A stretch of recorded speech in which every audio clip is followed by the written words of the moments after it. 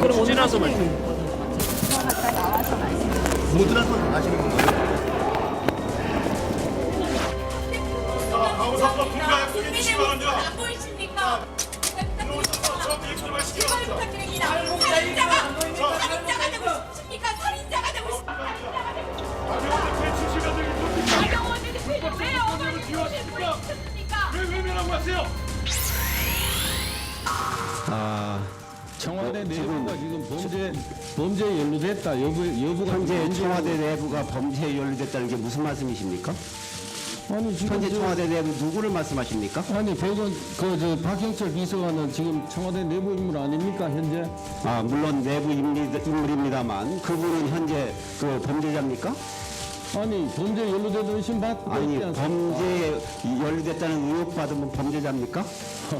범죄에 연루된 의혹을 받고 있지 않습니까? 말꼬리 잡아서 답변하시지 말고 사실관계를 저는 답변하시고. 박형철 비서관이 범죄에 연루됐다는 의혹에 대해서 동의하지 않습니다.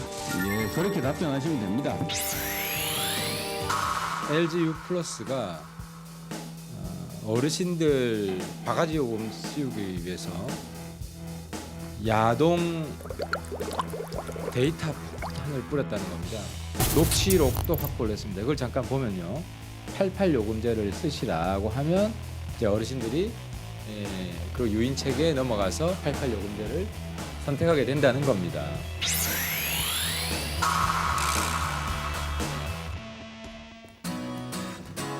네, 11월 29일 정치부회 시작합니다.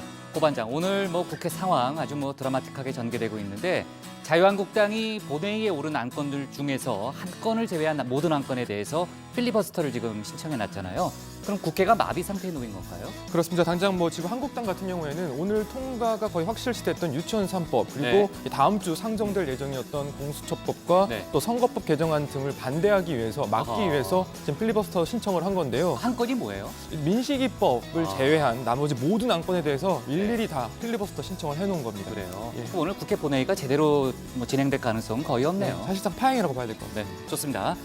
양 반장, 오늘 가수 정준영, 최종훈에 대해서 1심 재판부가 실형을 선고했네요. 예, 정준영 씨는 징역 6년이고요. 네. 최종훈 씨는 징역 5년입니다. 물론 검찰 구형하고 크게 차이는 없습니다. 네. 그런데 일단 오늘 선고가 있자마자 네. 이 두 사람 엉엉 울면서 법정을 그래요? 나갔다고 합니다. 네, 좋습니다. 우리 들어가서 얘기 좀 이어갑시다. 갑시다.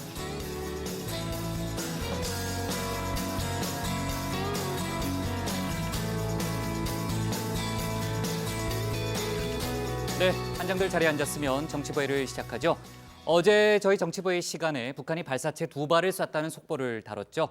북한은 오늘 김정은 국무위원장의 참관 하에 초대형 방사포 연발 시험 사격을 진행했다고 밝혔습니다. 이번에도 초대형 방사포라고 밝혔고요. 오늘 국회에서는 서훈 국정원장이 참석한 가운데 정보위가 열렸는데 국정원은 8, 9월에 발사한 초대형 방사포는 정밀 유도 기능을 검증했고 지난달 31일 또 어제 방사포는 연발 사격 능력을 시험하는 데 주안점을 둔 것으로 보인다는 분석을 내놨습니다. 서훈 원장은 또 그동안 위성 사진으로 파악했을 때 동창리 미사일 발사장에 움직임이 없었는데 최근 차량과 장비의 움직임이 조금 늘었다 이런 보고를 했습니다. 다만 핵 발사와 비슷한 패턴이라고 단정하기에는 이르다는 그런 전제도 했습니다. 한미 방위비 분담금 협상을 위한 4차 회의가 다음 달 3일과 4일 워싱턴에서 열립니다. 최근 저희가 다뤘지만 서울에서 개최된 회의가 파행 끝에 조기 종료됐잖아요. 미국 대표가 그냥 협상장을 박차고 나갔는데 그 이후 2주 만에 협상이 다시 재개되는 겁니다. 지금 이제 올 2019년이 이제 한 달밖에 안 남았잖아요. 그러니까 다음번 4차 회의에 양측이 모두 배수진을 치고 나올 거라는 예상이 많고요. 미국은 트럼프 대통령의 연이은 발언 등을 통해 봤을 때 대폭 증액 요구를 이어갈 게 확실시돼 보이고 있습니다. 자, 조금 전에 이제 양 반장하고 얘기했지만 집단 성폭행 혐의 등으로 재판에 넘겨진 가수 정준영과 최종훈이 오늘 징역 6년과 5년의 실형을 각각 선고받았습니다. 재판부는 대중의 큰 인기를 얻은 가수들인데 명성과 재력에 버금가는 사회적 책임을 부담해야 한다면서 이들의 범행이 중대하고 심각해서 엄벌이 불가피하다고 강조했습니다. 자, 오늘 정치부회의는요. 먼저 최 반장 발제를 들어보면서 청와대를 상대로 오늘 열린 국회 운영위 상황부터 알아보고요. 국회 필리버스터에 들어간 한국당 소식과 황교안 대표의 단식 중단 소식도 함께 다루겠습니다. 북한 방사포 발사 등 외교안보 속보도 짚어봅니다. 그럼 먼저 최종혁 반장의 발제부터 시작하겠습니다.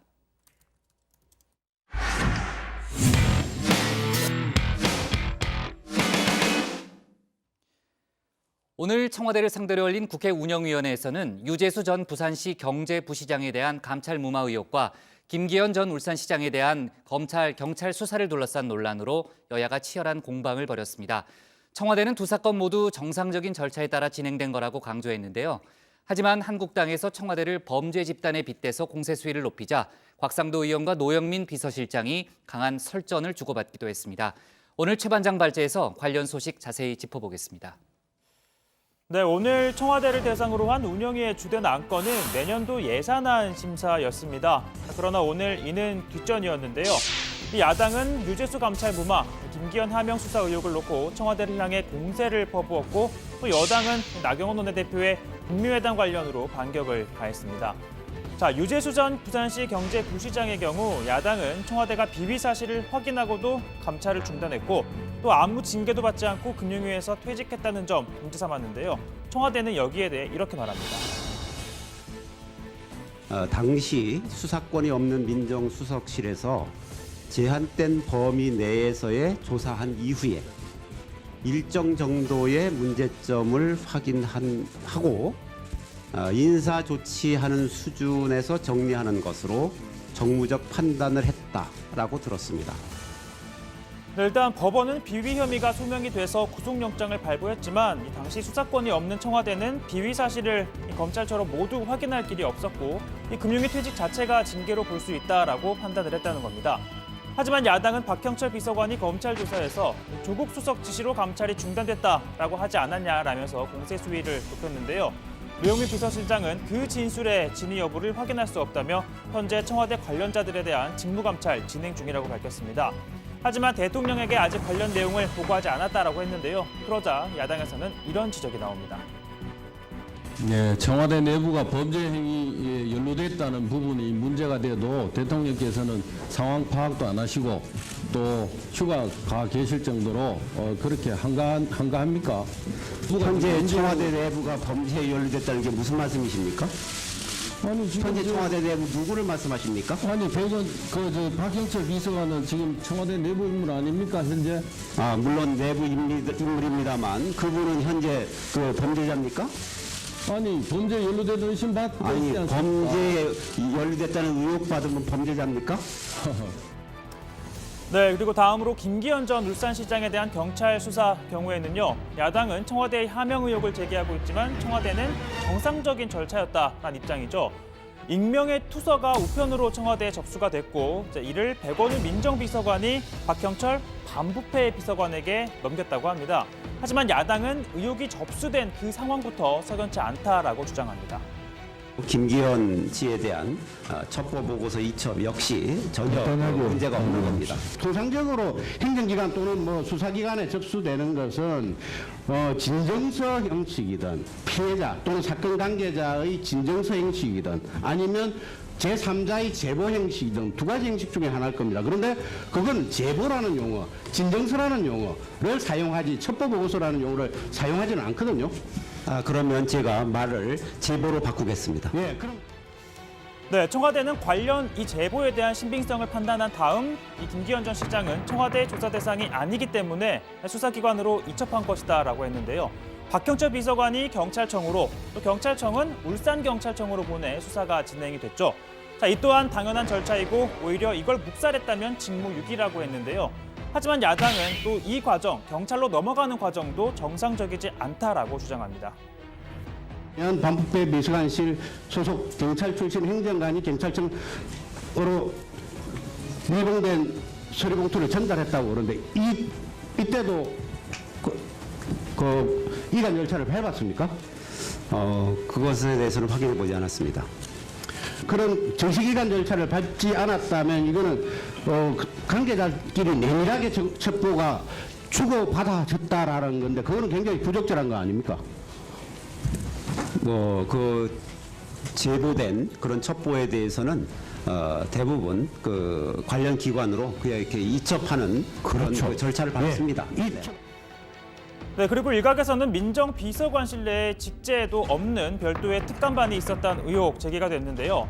민정비서관실 특감반은 대통령 친인척과 특수관계자 관리 업무를 담당을 하는데 백원우 전 비서관이 일부에게 해서는 안 되는 공직자 감찰 업무를 시켰다라는 겁니다. 청와대는 이 또한 사실이 아니라고 반박합니다. 그 민정비서관실에 그 뭐 별동대라고 얘기하는 2명이 뭐 특감반은 있다고 하는데 그것은 대통령 친인척과 대통령과의 특수 관계인을 담당하는 민정비서관실 소속의 감찰 반원들입니다. 그 김기현 시장 관련된 그 수사하는 경찰관이 대통령 친인척입니까? 이 그 민정비서관실 소속 감찰 반원들은 대통령 친인척과 대통령 특수관계인만 담당합니다. 하지만 검찰은 이 백 전 비서관이 관리하는 특감 반원이 직접 울산으로 내려가서 이 경찰의 수사 상황 등을 점검한 단서 포착한 것으로 전해지고 있는데요. 청와대는 특감 반원이 울산에 간 건 맞다. 다만 다른 이유 때문이라고 말합니다. 지금 민정특감반이 울산 현장에 갔던 그 이유는 고래고기 사건 때문에 검찰과 경찰이 서로 다투는 것에 대해서 이런 그 부처 간의 불협화음을 좀 어떻게 해소할 수 없는가 해서 내려갔다라는 말씀을 드리고요.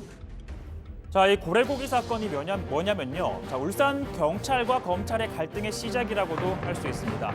자, 2016년 경찰이 이 밍크 고래를 불법으로 포획한 일당들을 검거하고 40억 원 상당의 고래고기 27톤을 압수를 합니다. 자, 이후 이 사건을 넘겨받은 검찰, 당초 이를 모두 폐기할 방침이라고 했지만 이 6톤만 소각을 하고 나머지 21톤은 업자들에게 다시 돌려줍니다. 이 경찰은 검사와 이 유통업자 측 변호사 간에 정관예우가 있었던 것으로 보고 수사를 벌였고 그러는 동안 검경이 사사건건 충돌했던 사건인데요. 그러니까 이를 해결하기 위해 청와대 특감반이 출동을 했다라는 겁니다. 자, 아무튼 민주당은 민정수석실이 해야 하는 일을 정상적으로 한 건데 야당이 지나친 의혹을 제기한다라고 비판을 했고요. 아울러 검찰이 민정수석실을 직접 겨냥하고 있는 건 이 검경 수사권 조정과 공수처 설치법 처리가 임박해오자 검찰개혁의 동력을 약화시키려 한다는 의혹도 제기합니다.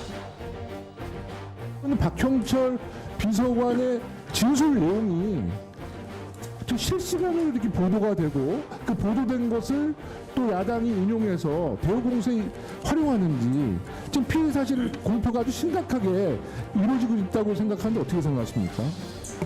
중계방송 되는 듯한 이러한 현 상황은 분명하게 비정상적입니다.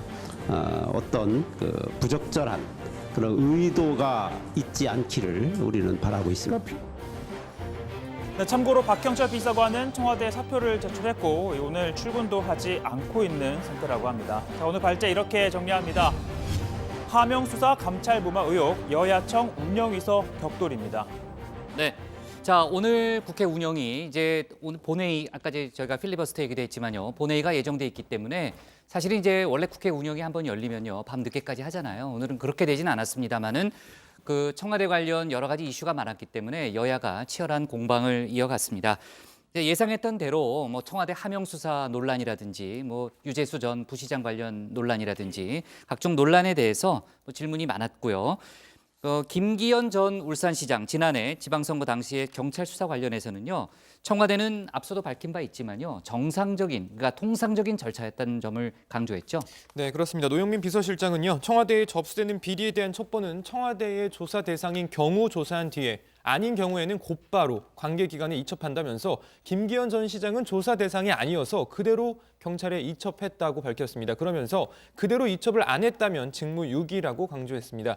유재수 전 부산시 경제부시장에 대한 감찰 무마 의혹에 대해서도 당시 민정수석실에서 제한된 범위에서 조사한 다음 인사조치하는 수준으로 정리했다고 밝혔습니다. 그러면서 현재 두 건과 관련한 청와대 관련자에 대한 직무감찰이 진행 중이라고 밝혔습니다. 그럼 진상조사 결과는 언제쯤 나올 예정입니까? 네, 일단 지금 대략적인 것은 현재 그 내부적으로 파악이 대충 마무리 단계에 들어가 그러면 있습니다. 진상조사 결과가 나오면 이 내용도 당연히 검찰 협조하시겠죠? 그럼 뭐 그건 당연한 일입니다. 예. 지금 문제는 위원님께서 말씀하신 유재수 씨에 대한 감찰 중단이 뭐 불법적인 감찰 중단이라는 말씀을 하셨는데 이 감찰 중단은 불법적인 것은 아니었고요. 그리고 김기현 씨에 대한 첩보 보고서 이첩 역시 전혀 문제가 없는 겁니다. 그것은 당연하게 자기 업무 소관에 속하지. 네, 야당은 첩보가 전달된 절차에 대해서도 문제를 삼았습니다. 백원우 당시 민정비서관이 박형철 반부패 비서관에게 관련 첩보를 전달했다는 것과 관련해서 한국당 정정식 의원은 이 공문서 수발 절차를 밟았느냐라고 물었고요. 이에 대해서 노영민 비서실장, 같은 민정수석실 내에서 이 서류를 이관할 때 이 특별한 절차를 밟고 있지 않은 것으로 알고 있다라고 답변을 했습니다. 반부패 비서관실이 경찰청으로 이 첩보를 이관할 때 밀봉 서류로 전달했다는 의혹에 대해선 확인해보지 않았다라고 답변을 했고요. 또 경찰로부터 수사 상황을 보고받았다는 데 대해선 통상적인 절차이고 압수수색 전에 한 번 보고받았을 뿐이다라고도 했습니다. 선거를 앞두고 광역단체장의 선거에 경찰이 압수수색하고 조사하고 있는 내용을 9번이나 보고받은 그 청와대가 그런 정부적 강압도 없는 그런 청와대가 제대로 된 청와대입니까? 오히려 그럼 보고하지 말라고 해야죠. 이런 논란이 있을 수밖에 없죠. 누가 생각해도. 지방 판단을 못한다는 거는 말이 안 되지 않습니까? 대부분이 지방선거 이후에 보고받았습니다. 압수수색 전에 보고받았다며요. 한 번 받았습니다. 한 번은 중요하지 않습니까? 한 번은 뭐 그 내용이 그렇게 뭐 그 민감한 건 없었습니다. 네, 노영민 비서실장의 발언을 들어봤고요. 그리고 새롭게 제기된 의혹으로요. 백원우 전 비서관이 민정비서관실 내에 공직자를 감찰하는 별도의 특감반을 운영했다라는 언론 보도가 오늘 일부 신문에 나왔는데 청와대는 사실이 아니라고 밝혔죠. 예, 일단 조금 뭐 사전 설명을 드려야 될 것 같은데요. 일단 청와대는 문재인 정부 출범한 뒤에 검찰, 경찰한테서 이 특감반원 15명을 파견받았습니다. 그래서 반부패 비서관실에 9명, 민정비서관실에 6명 이렇게 배치를 한 거죠. 자, 반부패 비서관실 소속은 공직자들을 감찰합니다. 또 민정비서관실 소속은 이 대통령 친족, 뭐 특수관계자 관리 업무를 맡는 거죠. 자, 그런데 이 백원우 전 비서관이 민정비서관실 특감반원 일부를 공직자 감찰 업무도 시켰다.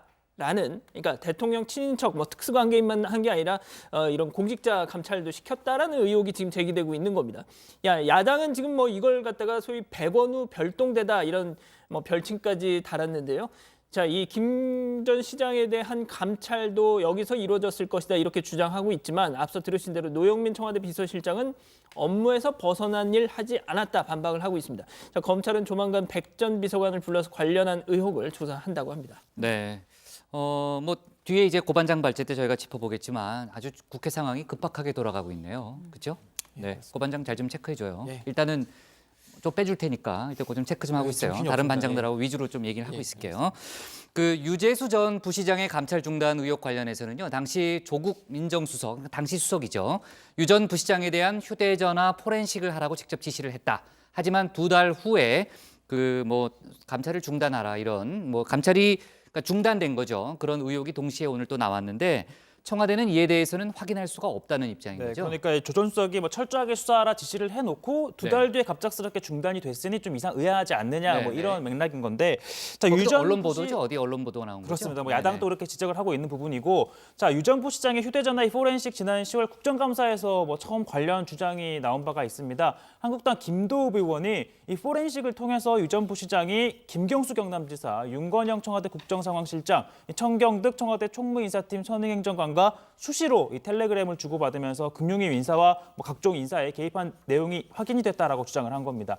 자, 검찰 수사에서도 특감반의 이 포렌식 자료가 뭐 뇌물 사건을 수사하는 데 핵심 증거로 사용이 됐었고요. 자, 그런데 이 포렌식 작업과 함께 철저한 감찰을 지시했던 게 말씀드린 것처럼 조국 전 수석이었는데 이 2달여 만에 감찰이 중단이 됩니다. 그러다 보니 그 과정에 뭐 정권 실세가 관여했는지 또는 뭐 유 전 부시장이 구명 활동을 했는지에 대한 의혹이 제기가 되고 있는 상황인데요. 노영민 비서실장은 뭐 관련해서 뭐 포렌식을 했는지에 대한 뭐 작업을 알 수 있는 위치에 있지 않다라고 답을 했습니다. 이 유재수 비서관이 제가 좀 아는데 상당히 똑똑한 사람입니다. 이 경제 지식도 있고 굉장히 센스가 있고 해서 노무현 대통령이 굉장히 총애했던 사람 아닙니까? 그리고 언론 보도에 따르면 재인이 형 이렇게 얘기했다는 거죠. 사실 여부는 제가 모르겠습니다만 조국 수석도 문재인 대통령과 유재수의 관계를 그 즈음이면 알았을 가능성이 저는 있다고 봅니다.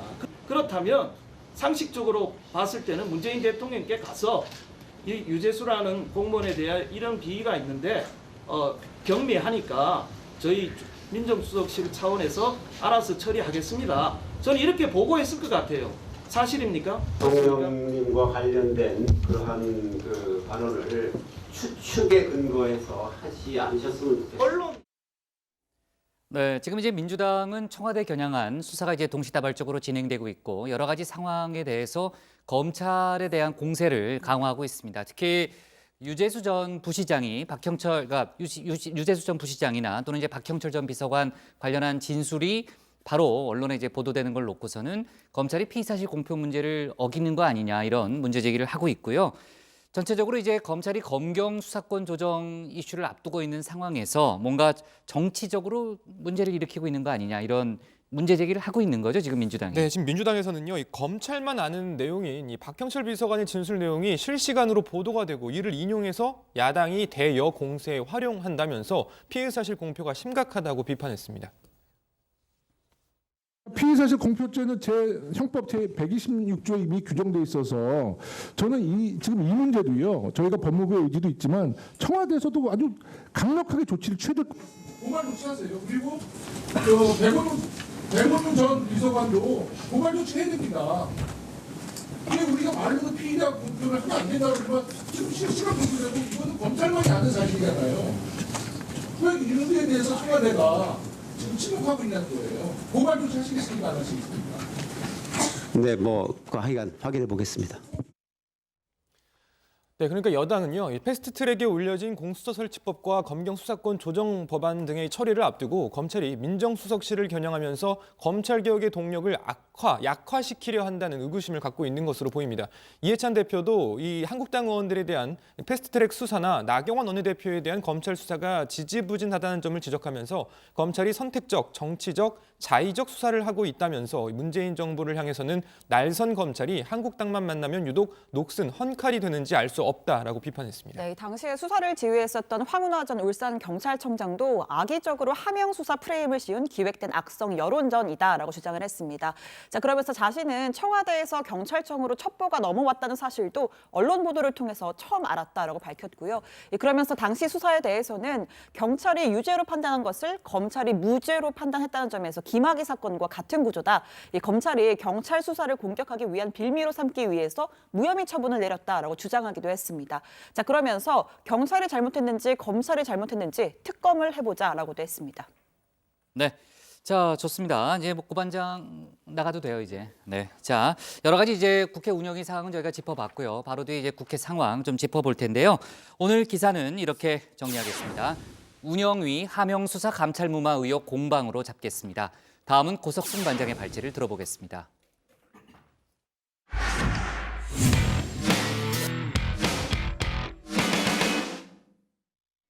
비쟁점 법안 등 200여 개 법안을 처리할 예정이었던 국회 본회의가 제대로 열리지 못하고 있습니다.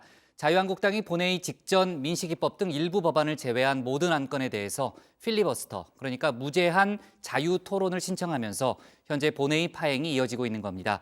오늘 본회의에서는 조금 전 얘기했던 민식이법 등 어린이 안전 강화 관련 법안, 또 데이터 3법, 유치원 3법 등의 통과 여부가 최대 관심이었는데 통과를 장담할 수 없게 된 상황입니다. 고반장 발제에서 국회 상황 자세하게 짚어보겠습니다.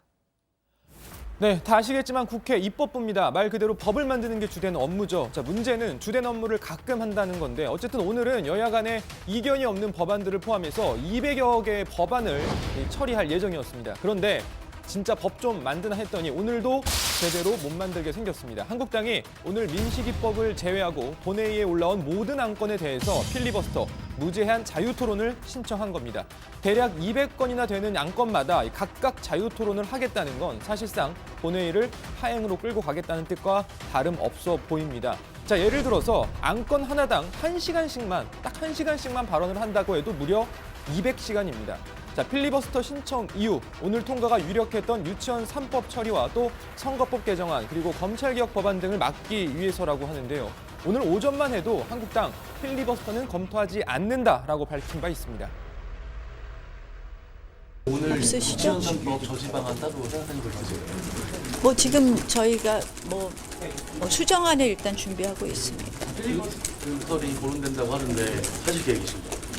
아직은 뭐 검토하지 않고 있습니다. 자, 하지만 본회의 직전 열린 한국당 의원총회에서 필리버스터를 하자는 쪽으로 의견이 모아졌다는 겁니다. 심지어 안건 하나당 4시간씩 토론을 하는 걸로 준비하자 이런 의견도 나왔다고 합니다. 200건 곱하기 4시간, 무려 800시간입니다. 필리버스터 신청을 했더라고 하는데 네, 신청했습니다. 간단하게 취지라서 말씀. 모두란 건 나경원 원내대표는 조금 전 긴급 기자회견도 가졌는데요. 내용은 들어가서 자세히 전해드리겠습니다. 민주당은 본회의장에 입장하지 않고 조금 전 본회의장 앞 로텐더홀에서 한국당 규탄대회를 열었는데요. 이해찬 대표는 30년 정치 생활 중에 이런 정당은 처음 본다면서 더 이상은 참지 않겠다라고 밝혔습니다. 자, 결과적으로 오늘 통과 예정이었던 법안들, 비쟁점 법안들은 물론이고 유치원 3법뿐만 아니라 데이터 3법 그리고 정말 겨우겨우 법사위까지 통과한 이른바 민식이법, 어린이 교통안전 강화 법안들 모두 이 본회의 처리가 불투명해졌습니다. 한국당 의원들이 본회의장 속속 입장하는 가운데 이 과거사법 관련 당사자들과 피켓 시위를 하던 민주당 의원들이 법안 통과 구호를 외치자 한국당 의원들 이런 말들을 내놨습니다. 지금 뭐 하는 거야? 국회의원 바뀌었네요. 똑바로 하세요. 시민이가 뭐 하는 거야?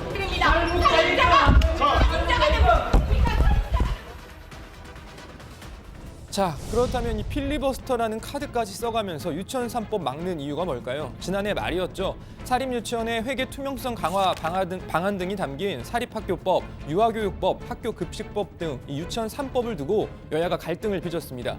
경론 끝에 민주당과 바른미래당의 주도로 패스트트랙 신속 처리 안건으로 지정이 됐죠. 자, 한국당은 반발했습니다. 그리고 오늘 1년여 만에 본회의 처리를 앞두고 있었습니다.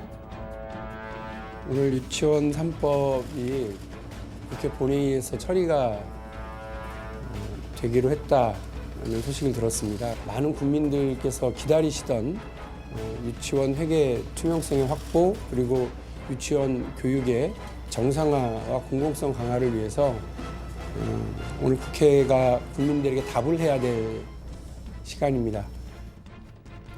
자, 민주당 이인영 원내대표는 어젯밤 소속 의원들에게 본회의에서 오후 6시 전후로 유치원 3법 처리가 예상되니 모두 꼭 참석하라는 문자 메시지까지 돌렸습니다. 장관을 겸직하고 있는 의원들에게도 예외 없이 공지할 정도였습니다. 자유한국당의 비협조로 결국 신속 처리 기간 330일 다 채우고 오늘에야 본회의에 상정되었습니다. 유치원 3법은 우리 아이들을 위한 유아교육의 공공성 확보를 위한 법안입니다. 학부모들과 아이들이 1년을 기다린 법안인 만큼 오늘 본회의에서 이 법안을 반대하는 사람이 없기를 바라겠습니다.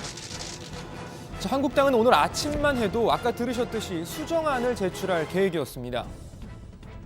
저희 당도 유치원의 공공성을 강화하는 부분에 있어서는 적극 찬성입니다. 민주당 안은 사유재산성을 원천적으로 봉쇄하고 있습니다. 그래서 저희는 교육환경 개선금을 인정하는 조항을 수정안으로 제출했습니다.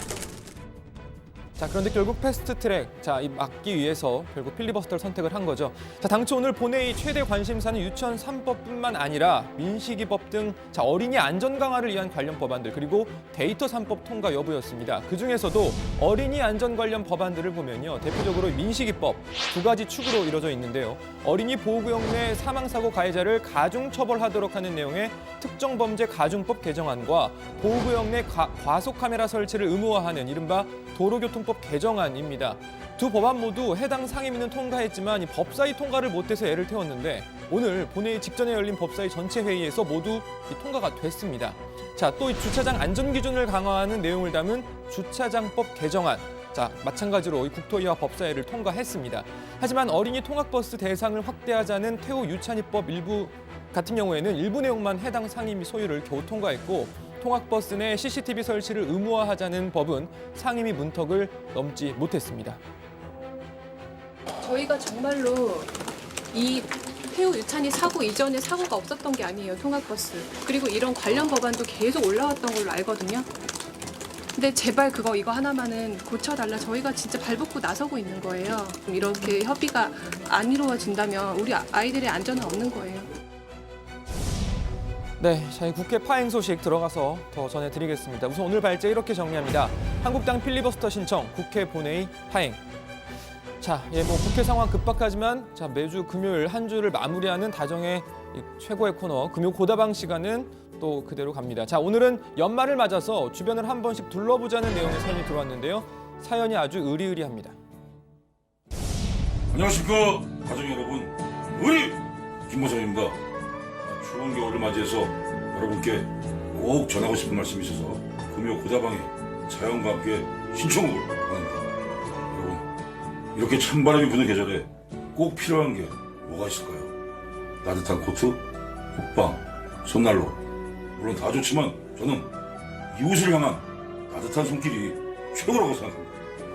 연말연시 어려운 이웃에게 사랑을 전하는 사랑의 온도탑이 며칠 전 설치되었는데요. 저도 이 사랑의 열매 홍보대사로서 매년 이 뜻깊은 캠페인에 참여하고 있습니다. 나눈 목표에게 1%가 채워질 때마다 사랑의 온도도 1도씩 올라가는데요. 경기가 어렵다고 하지만 언제나 나눔의 의리를 실천하는 분들이 있기에 아직 살만한 세상이 만들어진 것 같습니다. 올겨울에도 사랑의 온도탑이 100도를 넘기고 펄펄 끓을 수 있도록 여러분께서도 따뜻한 사랑을 모아주셨으면 합니다. 반짝반짝 빛나는 마음들이 춥고 긴 겨울밤을 밝혀주기를 바라면서 우리 소아암 어린이들이 함께 부른 별들의 이야기를 신청합니다. 의리! 나는 의리! 자, 의리의 대명사 배우 김보성 씨의 정말 의리의리한 사연이었습니다. 사실 모두 각자 살기가 워낙 바쁘니까 주변 돌아볼 여유가 없는 경우가 많죠. 그래서 1년 중에 한 번 이 연말에라도 어려운 이웃들 잠깐 한 번씩 생각하고 나눔도 실천하는 그런 시간이 있었으면 좋겠습니다. 모두가 따뜻한 연말이 될 수 있길 바라면서 신청곡 들으시고 이번 주 금요 고다방은 여기서 마무의리하겠습니다. 다음 시간에 다시 찾아오겠습니다.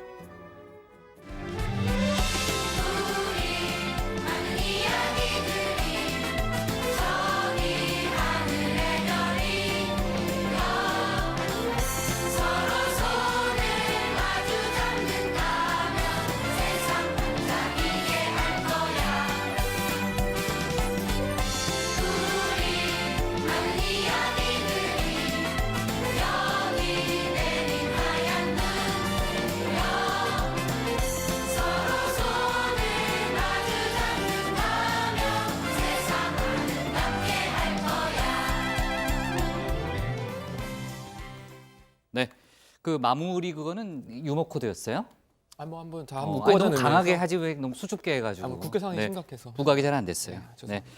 자, 지금 국회 본회의 영상을 제가 보니까요, 의원이 한 명도 없네요. 그러니까 원래 당초 이제 본회의 개회 시간이 지금 나오고 있습니다. 이제 지금 이 시각 국회 모습을 저희가 보고 있고요. 원래 본회의 개최 시간이 오후 2시였는데 한국당이 이제 민식이법을 제외한 거의 모든 법안에 대해서 필리버스터를 신청했잖아요. 그렇기 때문에 지금 국회가 본회의가 제 시간에 열리지 못했습니다. 자, 지금 이제 영상은 보고 있는데 국회가 지금 어떤 상황이에요, 정확하게? 예, 저희도 일단 실시간으로 최대한 좀 전해드리려고는 하는데 현장에서 또 일을 해야 되니까 저희도 이제 상당히 아주 몇 명만 앉아 있네요, 그죠? 제한적인 얘기만 좀 전해드릴 수밖에 없는데 일단 저 보시는 화면 오른쪽에 몇몇 의원들은 앉아 있습니다. 아마 저쪽 자리가 한국당 의원들 자리일 것 같은데 한국당은 일단 오후 2시 반 전으로 의총을 마치고요. 본회의장에 일부 저렇게 입장을 해 있습니다. 한국당은 이미 의총에서 말씀하신 대로 필리버스터를 하기로 의견을 모으고 신청까지 마친 상황이었습니다. 지금 그 나경원 원내대표 같은 경우는 5시 5시 반 그러니까 지금 기자회견을 시작했겠네요. 지금 진행 중에 있다고 하고요. 지금 민주당 의원들은 아시다시피 본회의장에 들어가지 않았습니다. 않았고 지금 비공개 의총을 하고 있다는 소식입니다. 또 민주평화당하고 정의당도 본회의 불참을 선언했는데 당초 오늘 본회의가 법안 처리를 위한 일정이었던 만큼 의결 정족수가 미달되면 아예 열리지 않을 가능성도 있습니다.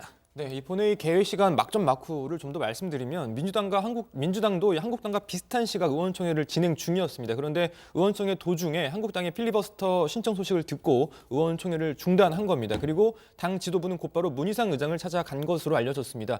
본회의 연기를 요청하기 위해서였다고 하는데요. 민주당은 문희상 의장에게 본회의 개회를 하지 말 것을 설득하는 동시에 정의당, 민주평화당, 대한신당 등에게 본회의에 참석하지 말 것을 요청한 것으로 전해졌습니다. 네. 자, 지금 계속해서 들어오는 속보를 좀 얘기를 해보겠습니다.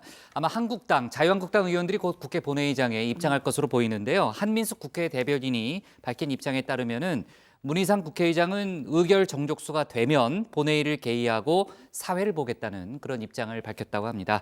지금 민주당과 정의당 또 대한신당 같은 경우에는요, 본회의를 열어도 자유한국당이 이미 다 필리버스터를 신청했기 때문에 자유한국당의 필리버스터가 이어지지 않겠습니까? 그러니까 아예 본회의 자체에 참여하지 않겠다는 그런 입장을 밝히고 있고요. 만약에 이제 법안의 본회의 의결 정족수가 되려면 제적위원 과반이 출석해서 과반이 찬성해야 되잖아요. 그러니까 현재 국회의원 수를 본다면은 148명이 들어와야지만 이제 본회의가 정상적으로 열리는데 자유한국당 소속 국회의원이 지금 108명이에요. 그러니까 전부 다 나와도 정족수가 안 됩니다. 그러니까 본회의를 열 수가 없는 거죠. 지금 이제 민주당과 정의당, 기타 아까 말한 대로 이제 대한신당 등이 한국당만 돕는 격이 되기 때문에 필리버스터가 어차피 진행되니까 들어오지 않겠다는 입장을 밝히고 있어서 문희상 국회의장은 본회의를 열 수 있다는 입장이지만 아마 조금 지금 분위기라면 열기는 조금 어렵지 않을까 하는 그런 생각도 들고요. 또 이제 국회 상황이 계속 변하고 있고 또 민주당도 지금 국회 밖에서 그러니까 본회의장 밖에서 지금 모임을 갖고 있는 것으로 알려지고 있기 때문에 저희가 변하는 속보, 들어오는 속보를 반영해 가면서 회의를 진행하도록 하겠습니다. 최 반장, 원래 그러니까 당초에는 민주당이요 필리버스터를 종결시키는 방안도 검토했다면서요? 네, 필리버스터를 종결할 수 있는 방안이 더 이상 이제 토론을 할 사람이 없거나 또는 국회 회기가 끝나야지 필리버스터가 끝나잖아요. 그러니까 사실상 이거는 불가능하고 이제 검토해 볼 수 있는 방안은 국회법에 따른 이런 내용이 있습니다. 제적의원의 5분의 3 이상이 찬성을 할 경우에 필리버스터를 이제 끝낼 수가 있다는 건데요. 단순 계산을 해보면 대략 180명이 조금 안 되는 의원들의 찬성이 필요한 겁니다. 자, 민주당은 지금 찬성 가능성이 있는 정당 또는 무소속 의원들 표를 모두 다 모아도 한 160여 표 정도에 그칠 것으로 봤습니다. 또 한국당이 상정된 모든 안건에 필리버스터를 신청해 놓은 상태이기 때문에 200여 개의 안건에 대해서 일일이 종결 투표를 하는 것도 쉽지 않다는 판단을 한 걸로 보입니다. 네, 지금 여러모로 복잡한 상황입니다. 본회의가 개의되면 당장 정해진 순서에 따라서 안건을 올려야 합니다. 그렇다면 한국당이 신청한 대로 이 자유토론이 이루어지게 되는데 말이 자유토론이지 사실상 무제한 발언이 이어질 가능성이 크죠. 그게 이제 사실 과거 필리버스터 때도 그렇게 12시간 넘는 발언이 있기도 했었고요. 자, 그럴 경우에 최악의 경우 정기국회가 끝나는 다음 달 10일까지 이런 상황 쭉 이어질 수도 있는 겁니다. 유치원 3법은 물론이고 당장 선거법 개정안이나 검찰개혁 법안도 정기국회 내 처리가 어려워질 수 있는 겁니다. 네. 나경원 원내대표가 조금 전에 긴급 기자회견도 가졌는데요. 그러니까 민식이법을 먼저 통과시키자는 역제안을 했다고. 예, 지금도 기자회견이 진행되고 있어서 또 어떤 다른 얘기를 하는지는 그래요? 모르겠습니다만 5시 30분부터 또 하고 있다는 거죠? 네.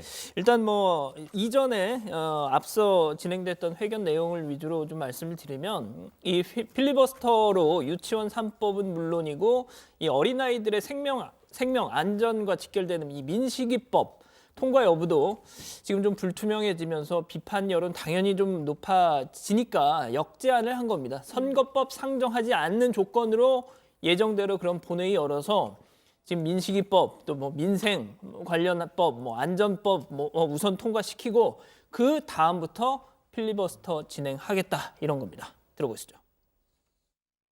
저희가 필리버스터를 신청한 법안에 앞서서 우리 민식이법 등에 대해서 먼저 상정해서 이 부분에 대해서 통과시켜 줄 것을 제안합니다. 국회의장께서 사회를 거부하시지 말고 우리 민식이 어머님, 아버님을 비롯한 우리 아이들의 어머님들의 간곡한 호소에 호응해 주십시오. 자, 그런데 이 민식이법 통과에 주력해왔던 민주당 입장에서 방금 들으신 저 내용을 덥석 받을 수 없는 것이 본회의 저희가 지금까지 설명해드린 대로 본회의를 여는 순간 또 이 필리버스터가 발동이 되는 상황을 맞게 될 가능성 때문이겠죠. 나경원 원내대표는 아까 이 기자회견에서 필리버스터 신청을 하게 된 이유 등도 밝혔습니다. 나 원내대표는 사상 초유의 헌정 무력화 폭거에 의해 어렵게 쌓아올린 자유민주주의와 의회 민주주의가 사정없이 유린당하고 짓밟히고 있다면서 패스트트랙 폭거의 열차가 대한민국을 절망과 몰락으로 낭떠러지로 끌고 간다라고 주장했습니다. 그러면서 마지막으로 평화적이고 합법적인 저항을 할 수 있는 저항의 시간이 됐다라고 말했습니다. 이 정부 여당을 향해서는 패스트트랙의 완전한 철회 선언과 친문 게이트 국정조사를 수용하면 필리버스터를 중단하겠다라고도 밝혔습니다. 네, 지금 이제 나경원 원내대표가 이제 민식이법 얘기를 했지만요. 이제 기사가 쭉 나오는 걸 보니까 그 나경원 원내대표 그 기자회견장 밖에 그 민식이법 그 가족들, 그러니까 피해자 유가족들이 아마 왔던 모양이에요. 그러니까 그 가족들이 우리 민식이가 협상 카드냐 이렇게 뭐 분노를 터뜨렸고. 그 피해자 유가족들이 또 눈물을 또 많이 흘리면서 상당히 분통을 터뜨렸다고 합니다. 도대체 무엇을 위한 필리버스터냐, 뭐 민식이를 무슨 협상의 도구로 쓰느냐라는 취지의 그런 강한 좀 항의를 했다는 그런 소식도 계속 들어오고 있습니다. 아무튼 여러 가지로 국회 상황이 복잡하게 돌아가는데 지금 민주당 등 다른 당들은 한국당의 필리버스터를 강하게 비판했죠. 네, 민주당은 바로 국회 로텐더홀에서 이 한국당 규탄 대회를 가졌는데요. 이해찬 대표는 내가 30년간 정치를 했지만 이런 꼴은 처음 본다. 상식적으로 말이 되느냐면서 더 이상 참지 않겠다라고 했습니다. 그리고 정의당은 한마디로 정신 나간 짓이라면서 이 어린이 생명안전법, 과거사법, 청년기본법, 소상공인 보호법과 유치원 3법 처리 거부로 국민의 분노에 정점을 찍겠다는 말이냐. 집 나간 정신 바로 잡고 생각이라는 걸 좀 하기 바란다라고 강하게 비판을 했고요. 지금 대한신당이나 정의당이나 민주평화당 역시 지금 본회의에는 참석하지 않겠다라는 입장이기 때문에 아까 국장님 말씀하신 것처럼 한국당의 필리버스터를 막기 위해서는 사실 본회의를 열지 않는 방법이 지금으로서는 이 그러네요. 야당이 최선이라고 판단을 네. 한 것 같습니다. 아까 이제 제가 숫자를 얘기했지만 한국당이 이제 108명이고 그러니까 148명을 맞추려면은 40명을 더 확보해야 되는데 지금으로서는 다른 야당이 협조할 가능성이 높아 보이진 않네요. 그리고 제가 이제 조금 전에 그 민식이법 관련한 이제 얘기를 했는데 국회 정론관에서 기자회견도 했다고 그러네요. 네, 이 필리버스터를 하겠다라는 소식이 전해지니까 이 민식이법, 혜인이법, 하준이법 이 피해 아동들의 부모님들이 지금 보시는 장면입니다. 국회 정론관에서 기자회견을 열었는데요. 자, 민식이 어머니 왜 떠나간 우리 아이들이 협상 카드로 쓰여야 하는지 모르겠다라면서 눈물을 쏟았고 당신들이 그렇게 하라고 우리 아이들의 이름을 내준 것이 아니다. 꼭 사과를 받겠다라고 했습니다. 자, 학부모들의 회견 이후에 한국당이 이 민식이법에 대해서는 필리버스터 하지 않겠다라고 추가 입장을 밝혔죠. 오늘 신청한 안건 중에 민식이법 해당되지 않는다 추가 공지를 했고요. 자, 나경원 원내대표는 민식이법부터 우선 처리하고 한국당이 요청한 필리버스터 진행될 수 있도록 문의장에게 요청을 했다. 그러면서 이 문의장이 이 사회를 거부하지 말고 아이들의 부모님의 간곡한 호소에 응해서 이 본회의를 열어달라 이렇게 문희상 의장에게 책임을 넘기기도 했습니다. 네, 오늘 하루 종일 벌어진 상황이 아주 혼란스러운데 원래 나경원 원내대표가 오전 10시에 원내대책회의를 마치고 이제 필리버스터 관련 질문이 나왔어요. 그랬더니 검토하고 있지 않다 이런 얘기를 했습니다. 그런데 이제 오후 1시 반에 갑자기 이제 필리버스터 카드를 얘기했잖아요. 그러니까 3시간 반 만에 상당히 이제 반전이 이루어지면서 사실 당내 의원들도 잘 몰랐다고 그러더라고요. 네, 다른 민주당이나 다른 당은 물론이고. 자, 아무튼 지금 국회 상황 상당히 복잡하게 돌아가고 있고요. 조금 전에 이제 그 아이들 이렇게 부모들의 눈물도 저희가 봤지만요. 하여튼 여러 가지 답답하기도 하고 복잡한 그런 상황입니다. 아무튼 관련한 속보 더 들어오면요. 저희가 다뤄가면서 회의를 진행하겠습니다. 오늘 기사 제목은 이렇게 정리할게요. 한국당 패트 저지 필리버스터 국회 파행으로 제목을 잡겠습니다. 다음은 양원보 반장의 발제를 들어보겠습니다.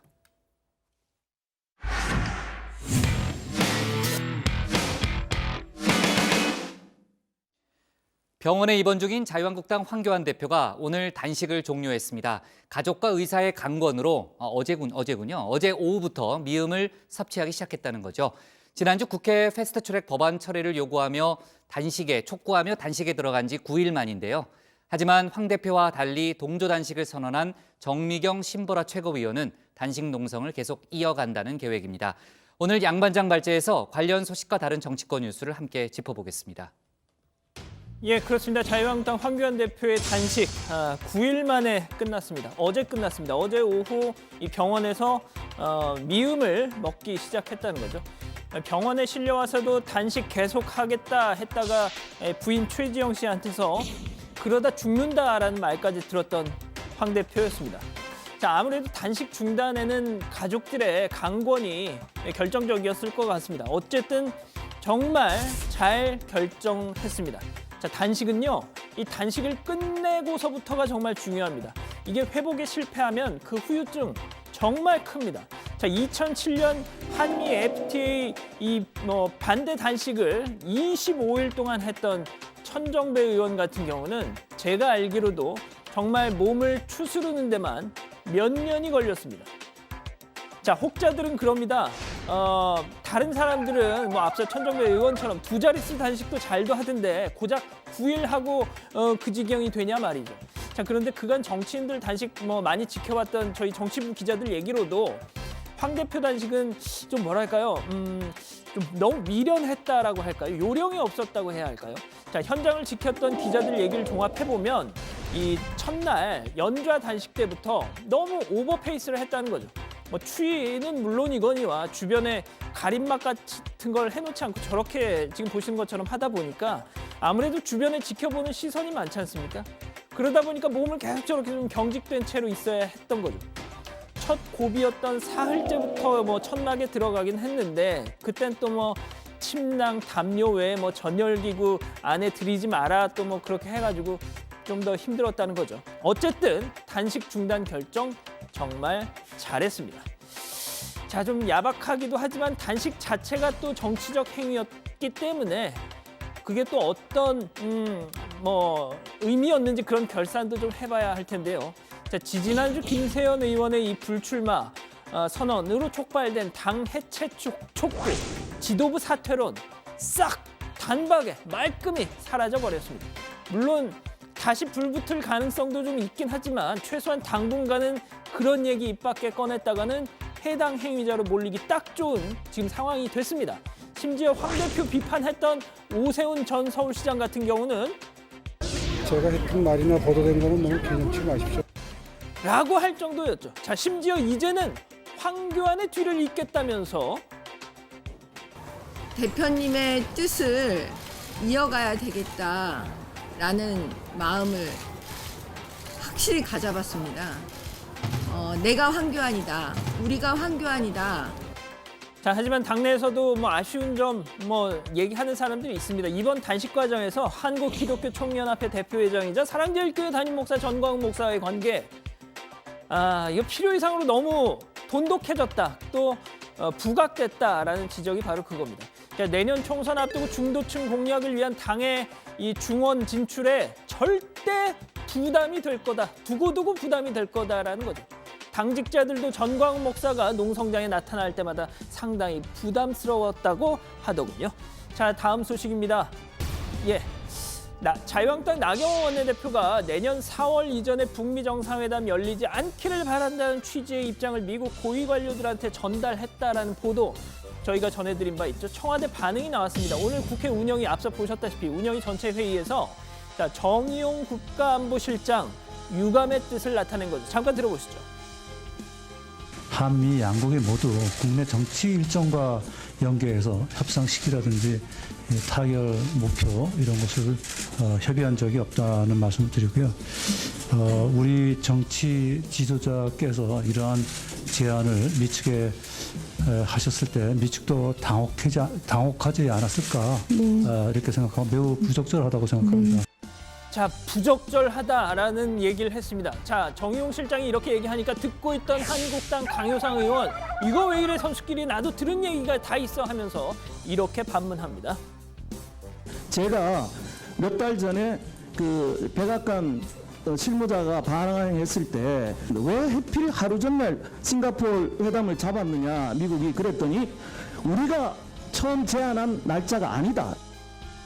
자, 말인즉슨 2018년 6월 12일 1차 북미 정상회담 날짜 이거 미국이 원한 것도 북한이 원한 것도 아닌 지방선거 승리를 원했던 한국 정부가 이 태기를 한 거였다 이런 얘기 같습니다. 자, 이 얘기 들은 정의용 실장 뭐라고 할까요? 의원님 그렇게 말씀하지 마십시오. 아니 제가 들은 얘기를 하는 그렇게 겁니다. 말씀하지 마십시오. 예, 그러니까 그 말씀을 믿을 수가 없습니다. 알았습니다. 발전은 북미 간에 결정한 겁니다. 알겠습니다. 자, 들으신 대로 강효상 의원, 정의용 실장의 의외의 강한 부정, 격한 부정 나오자 알았다 했습니다. 하지만 여기서 그냥 물러나면 남들 보기 좀 그렇죠. 이렇게요. 질문을 막지는 마세요. 야당의 입에 이 정권이 가장 악습이 야당의 입에 자꾸 재갈을 물리려고 하는 거예요. 그러니까 아니면 아니라고 말씀을 하시면 됩니다. 자, 마지막 소식 가보죠. 정말 이거 너무 충격적인 뉴스입니다. 앞서 오프닝 때 잠깐 전해드렸는데 이 LG U+ 일부 대리점에서 어르신들에게 야한 동영상 일부러 그걸 싹 보낸 다음에 데이터 사용량을 확 늘려가지고 비싼 요금제를 이용하도록 유인했다는 겁니다.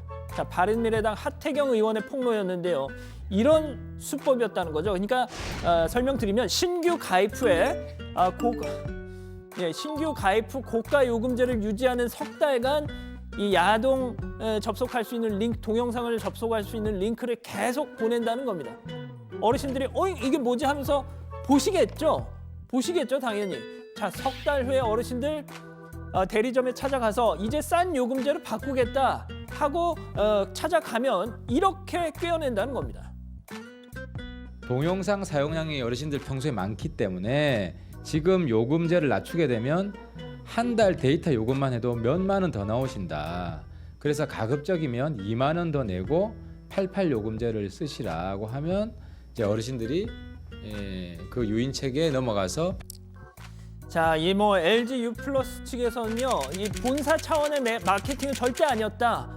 일부 대리점이 그런 것 같은데 현장 조사에 나서겠다 이렇게 입장을 내놨습니다. 정말 살다 야동 마케팅은 처음 들어본다. 어르신들 희롱하지 마십시오. 오늘 준비한 소식은 여기까지입니다. 네, 제가 지금 계속해서 국회 상황을 보고 있는데 역시 이제 국회 본회의는 열리지 않고 있습니다. 근데 본회의장에 이제 한국당 의원들이 일부 들어오고 있다고 하고요. 지금 저희가 보는 대로요. 지금 이 시각 국회 모습을 보고 있는데 자유한국당 의원들이 단상 쪽으로 많이 모여 있네요. 규탄 대회를 한다고 했었거든요. 네. 그 5시 50분부터 규탄 대회를 한다고 그랬는데 그걸 하고 있는 모양이네요. 본회의 개회라고 지금 뭐 그런 식으로 써 있는 팻말들. 네, 규탄 대회 제목이 뭐예요? 왜 규탄을? 민주당과 국회의장 민생 외면 국회 파탄 규탄 대회라는 이름으로 그러니까 빨리 개의해라 이렇게 좀 항의를 하고 있는 것 같습니다. 네. 제가 영상으로는 못 봤는데 조금 전에 어디 사진을 보니까요. 자유한국당 의원들이 필리버스터에 대비해서 무슨 대본들을 다 갖고 온 그런 장면들이 중간중간에 찍혔더라고요. 그 대본을 보니까 무슨 법전 내용인 것 같은데 법전을 다 적어가지고 아예 시간 계산까지 있게 해놨더라고요. 아예 보니까 한쪽에다가 이건 몇 분 걸리고 이건 몇 분 걸리고 이렇게 시간을 다 계산했더라고요. 그러니까 예전에 필리버스터에서도 많은 일들이 있었잖아요, 재반장. 사실 저희도 방송 1시간 반 정도 하지만 아무런 준비 없이 그냥 말을 하기는 쉽지가 않잖아요. 국회의원들 이제 필리버스터 신청을 하면 사실 컨텐츠 없이 앞에서 장시간 동안 발언을 하는 게 쉽지 않을 텐데 그러다 보니까 자유한국당도 관련된 법안들을 이제 가지고 오거나 혹은 법 조항들을 설명을 하면서 좀 시간을 이렇게 끄는 그런 전략을 세운 것 같은데 과거 19대 국회 마지막 때 이제 테러 방지법을 통과하는 과정에서 민주당이 필리버스터를 신청해서 했었잖아요. 네네. 그때 가장 먼저 김광진 의원을 시작으로 당시 의원을 시작으로 이종걸 당시 원내대표가 마지막 주자로 나서서 이종걸 의원이 기록 세우지 않았어요? 그렇죠. 그때 필리버스터를 하는 의원들마다 최장 기간을 기록했다, 경신했다 기억납니다. 그런 보도가 쏟아져 나왔는데 결국에는 가장 마지막에 했던 이종걸 당시 원내대표가 12시간 31분이라고 해서 국내뿐만 아니라 세계에서도 최장 기간으로 최장 시간에 필리버스터 기록을 세웠었고 사실 이렇게 한 사람의 의원이 오랫동안 발언해야 되다 보니까 당시 최민희 전 의원 같은 경우에는 조지 오웰의 소설의 한 대목을 인용해서 읽는 그런 장면도 있었습니다. 네, 미국도 그래요. 미국도 제가 미국에 있을 때도 동화책 가져와서 읽는 사람이 있더라고요. 저희도 가끔 회의 좀 길다 싶으면 책을 좀 가져와서 이렇게 한 번씩 좀 읽어보는 건 어떨까. 조금 일찍 끊었어야 되는데. 좀 약간.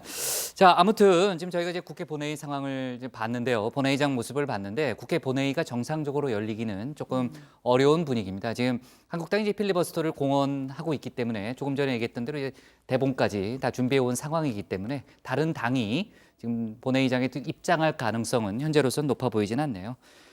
자, 황교안 대표가 이제 단식을 끝냈다는 얘기를 했는데 정미경 신보라 최고위원은 이틀째 릴레이 단식을 하고 있잖아요. 그러면 두 사람은 단식을 끝내는 겁니까? 계속 가는 겁니까? 네, 일단 뭐 황교안 대표는 단식을 끝내면서 전희경 대변인을 통해 입장문을 내놨죠. 이 정미경 신보라 최고위원에게 단식을 접어달라라는 뜻을 전했습니다. 하지만 두 사람은 이 패스트트랙 문제 등 뭐 당의 입장이 관철될 때까지 단식을 이어가겠다라는 뜻에 따라 현재도 청와대 앞 농성장에서 진행을 하고 있습니다. 그러면은 황교안 대표는 바로 퇴원을 하는 거예요? 일단 뭐 퇴원 계획은 아직은 뭐 정해지지 않았다고 하는데요. 통상 뭐 이번은 단식한 만큼 뭐 기간만큼 한다고 하는데 이번엔 뭐 단식 그 자체보다 뭐 풍찬 노숙에 따른 여파가 더 컸던 탓에 뭐 조금 더 경과를 지켜봐야 할 것 같다는 게 한국당 관계자들의 설명입니다. 네.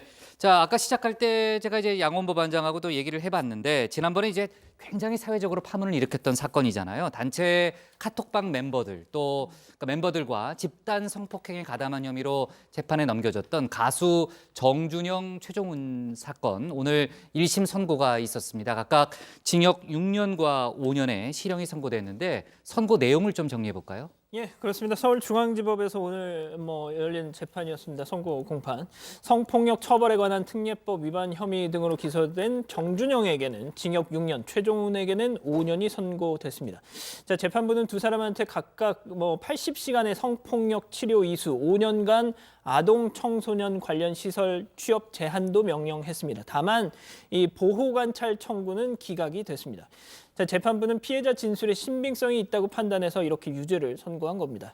이 구체적인 진술 또 카카오톡 대화 내용 등에 비춰보면 술에 취해 한거불능 상태였던 피해 여성을 정준영과 최종훈이 합동해서 간음했다고 인정할 수 있다라고 판시를 했습니다. 네, 그러니까 재판부가 큰 인기를 얻은 가수들로 사회적 책임을 부담해야 한다 이런 말도 했던데요. 그러니까 아무래도 양형 과정에서 이런 사회적 책임 문제까지도 다 거론이 됐던 모양이네요. 네, 그렇습니다. 부와 명성의 버금가는 사회적 책임을 다해야 함에도 여러 명의 여성들을 상대로 성범죄를 저지르고 이 카톡 대화방에 그 내용을 공유하면서 여성들을 단순한 성적 쾌락의 도구로 여겼다는 겁니다. 그래서 피고인들의 나이가 많지는 않지만 이를 호기심 혹은 장난으로 보기엔 범행이 너무 중대하고 심각해서 엄중한 처벌이 불가피하다라는 점 설명했고요. 또 피해 회복이 제대로 되지 않았고 피해자들 역시 엄한 처벌을 바라고 있다는 점을 양형의 근거로 꼽았습니다. 다만 동종 처벌 전력이 없다는 점 등을 고려했다고도 했습니다. 네, 자, 모 걸그룹 멤버의 오빠 권모 씨도 함께 기소가 됐고 구형은 앞선 저희가 언급했던 두 사람보다 훨씬 더 센 징역 10년이었는데 결과는 조금 더 약하게 나왔네요. 선고 자체는. 네, 징역 4년형을 받았습니다. 당초에 특수 준강간 이 범행을 사전에 공모하고 저질렀다는 이유로 중한 구형이 내려졌던 건데요. 재판부는 그렇게 볼 증거가 부족하다라고 판단한 겁니다. 재판 이후에 피고인들 표정은 어땠나요? 재판 내내 어두웠습니다. 수의 대신 검은색 정장을 입고 출석을 했다고 하는데요. 자, 재판 내내 계속 한숨을 또 쉬었다고 하더라고요. 선고가 내려지자 두 사람 다 울음을 터뜨렸다는 겁니다. 최종훈은 오열을 했고 정준영도 눈시울이 붉어진 채 법정을 나섰다고 합니다. 네티즌들 반응은 그래도 당연히 차갑습니다. 형량이 너무 약하다는 반응이 주를 이루고 있는 상황입니다. 네, 자, 좋습니다. 오늘 기사 이렇게 제목을 정리할게요. 황교안 단식 종료, 공수처 선거법 저지 총력 투쟁으로 정하겠습니다. 다음은 신혜원 반장의 발제를 들어보겠습니다.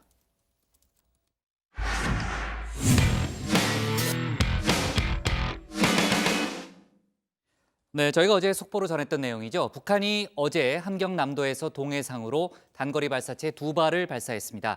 북한 매체들은 김정은 국무위원장의 참관 하에 초대형 방사포 연발 시험 사격을 진행했다면서 김정은 위원장이 대만족을 표시했다고 밝혔습니다.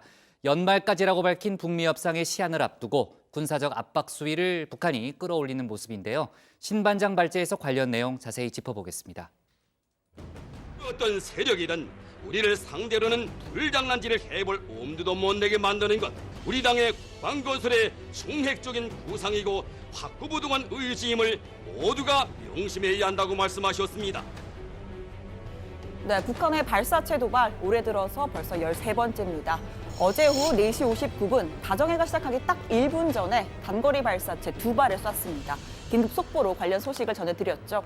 북한 매체가 오늘 관련 보도를 냈습니다. 어제 발사는 초대형 방사포 시험 사격이었고 김정은 위원장이 직접 참관해서 그 결과에 큰 만족을 표했다고 했습니다. 전투 적용성을 최종 검토하기 위한 데 목적을 두고 연발 시험 사격을 통해서 무기 체계의 우월성과 믿음성이 확고히 보장된다는 걸 확증했다라고도 했습니다. 초대형 방사포가 실전 배치를 염두에 둔 최종 성능 검증 단계에 이르렀음을 시사한 겁니다. 자, 가장 눈에 띄는 표현, 연발 시험 사격입니다. 북한은 지난 8월부터 김정은 위원장의 직접 지시로 초대형 방사포 시험 사격을 진행해 왔습니다. 이번이 4번째인데요. 1차 시험 당시에는 17분 간격으로 또 2차 시험에는 19분 간격으로 2발을 발사했는데 10월에 있었던 3차 시험에서는 3분으로 크게 발사 간격을 줄였습니다.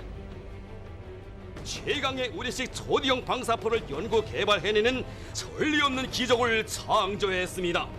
온 행성을 또다시 뒤흔들며 장엄한 폭음이 터져오르고 거대한 동체가 성공의 불줄기를 내뿜으며 만리창공으로 솟구쳐 올랐습니다.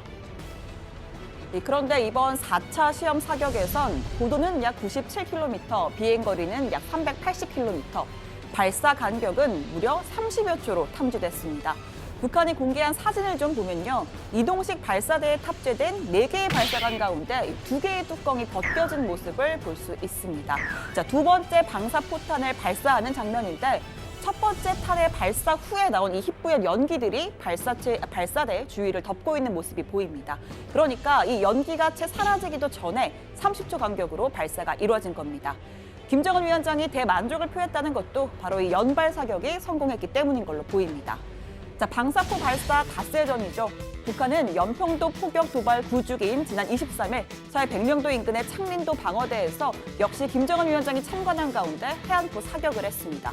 명백한 9.19 남북 군사합의 위반 행위입니다.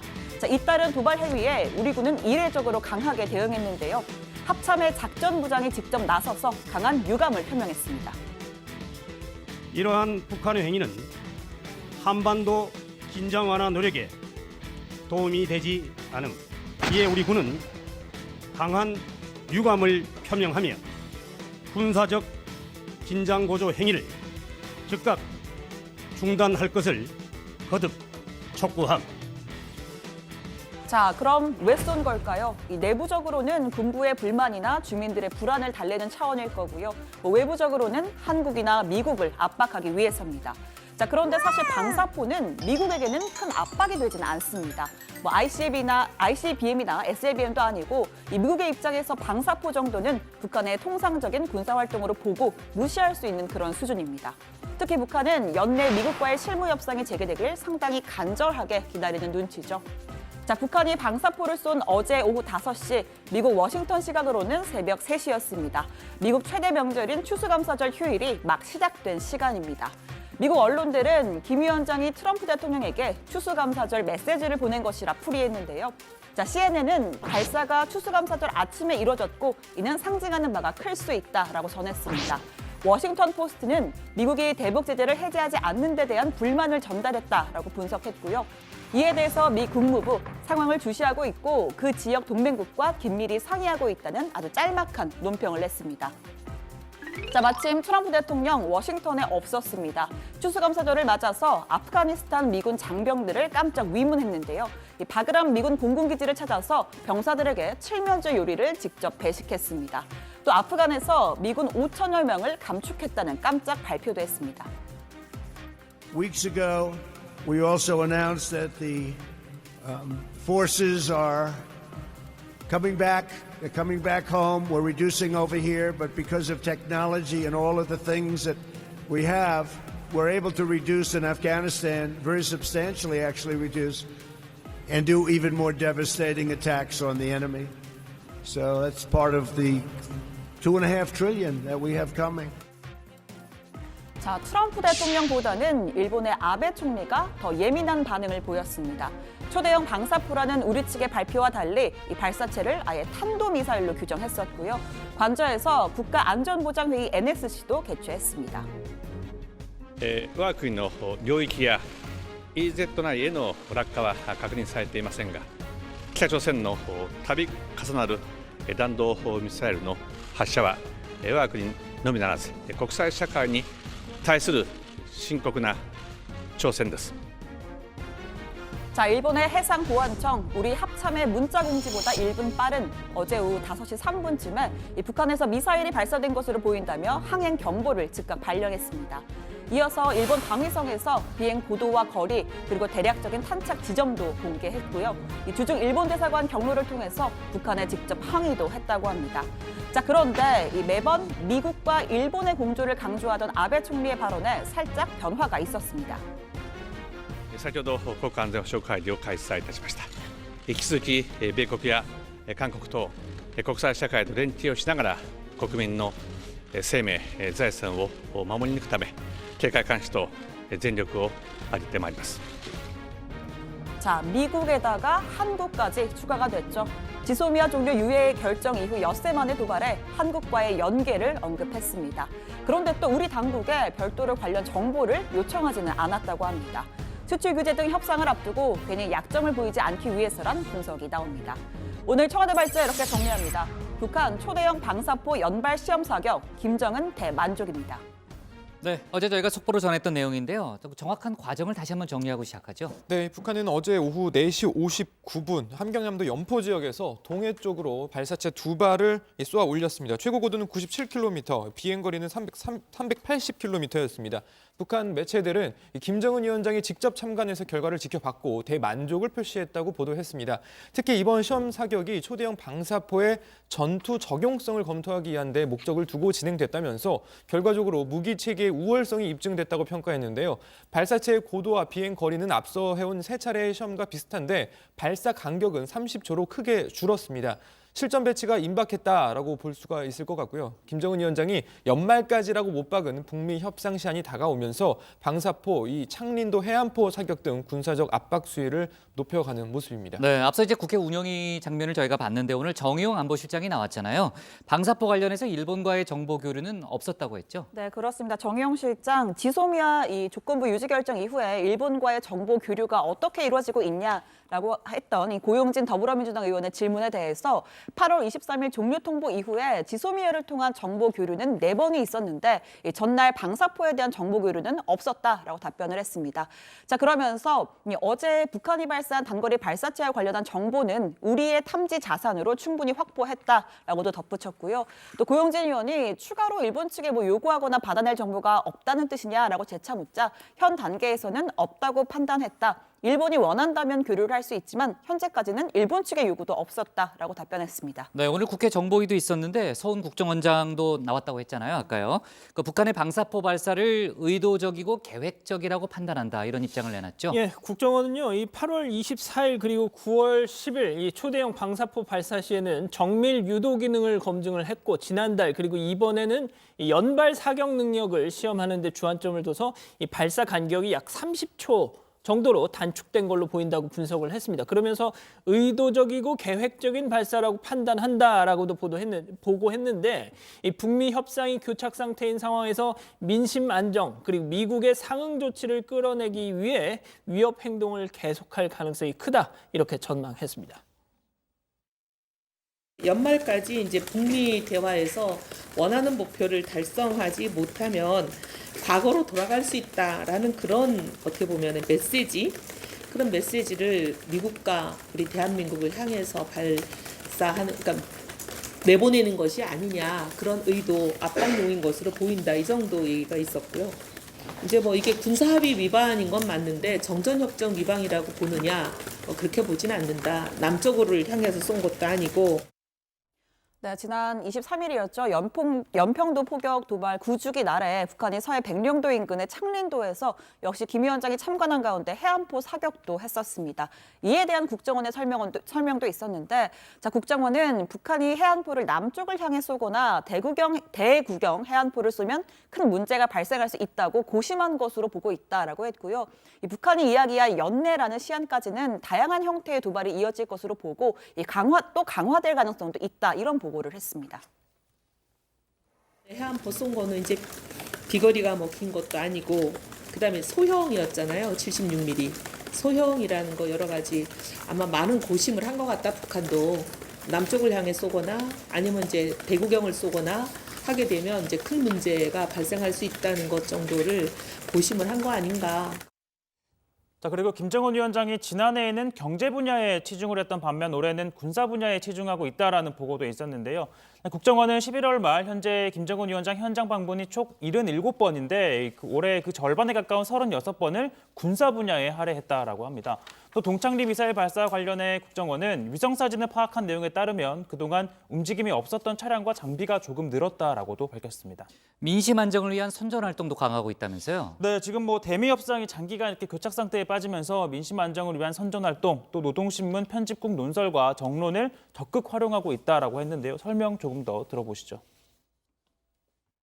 국정원은 스톡홈 실무 협상 결렬 이후 릴레이식 대미 압박 담화를 발표하고 있는 북한이 연말 시한 도래를 앞두고 미국의 실질적 상응 조치를 끌어내기 위해 위협 행동을 계속해 나갈 것으로 전망했습니다. 금년 12월 22일까지 모든 해외 파견 노동자를 철수해야 하는 상황에서 잔류시키기 위해 여러 가지 방법을 강구하고 있다고 했습니다. 네, 국회 본회의 상황은 아까랑 크게 다르지 않습니다. 본회의는 열리지 않을 걸로 일단 점쳐지는데 민주당이 내일 오전 10시에 중진위원 상임위원장 원내대표단 연석회의를 예정을 한 모양입니다. 지금 이제 고지가 됐고요. 아무튼 국회 상황이 지금 여야 간에 상당히 격한 대치 상황으로 또 치닫고 있네요. 자, 오늘 발제 이렇게 정리하겠습니다. 북한 초대형 방사포 연발 시험 사격, 김정은 대만족으로 제목을 잡겠습니다.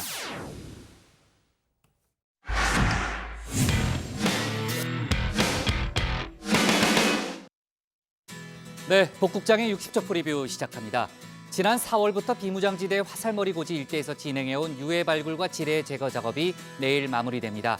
국방부는 내년에도 남북 공동 유해 발굴을 추진한다는 계획이고요. 제가 조금 전에 속보로 얘기했지만 민주당이 내일 오전 10시에 회의를 연다고 합니다. 모레 일요일은 12월 1일이죠. 2019년 얼마 남지 않았습니다. 북미회담 관련한 속보 계속 챙기겠고요. 미세먼지 농도가 높은 12월부터 내년 3월까지는 미세먼지 계절 관리제가 시행됩니다. 공공부문 차량 2부제 12월부터 시작됩니다. 다음 주 월요일은 예산안 법정 처리 시한입니다. 하지만 이번에도 법을 지키긴 어려울 분위기입니다. 저희가 오늘 다뤘던 대로요. 지금 국회 본회의 열리지도 못하는 그런 상황이기 때문에 여야가 극한 대치를 이어가면서 예산안은 물론 패스트트랙 법안의 운명도 안개 속입니다. 자세한 국회 상황 회의 때 전하겠습니다. 오늘 정치부에는 여기까지입니다. 주말 잘 보내시고요. 저희는 다음 주 월요일 오후 5시 정각에 다시 찾아뵙겠습니다. 네, 수고했습니다. 고생하셨습니다. 국회 본회의 상황까지는 안 챙겨도 돼요. 내가 있을게요. 네.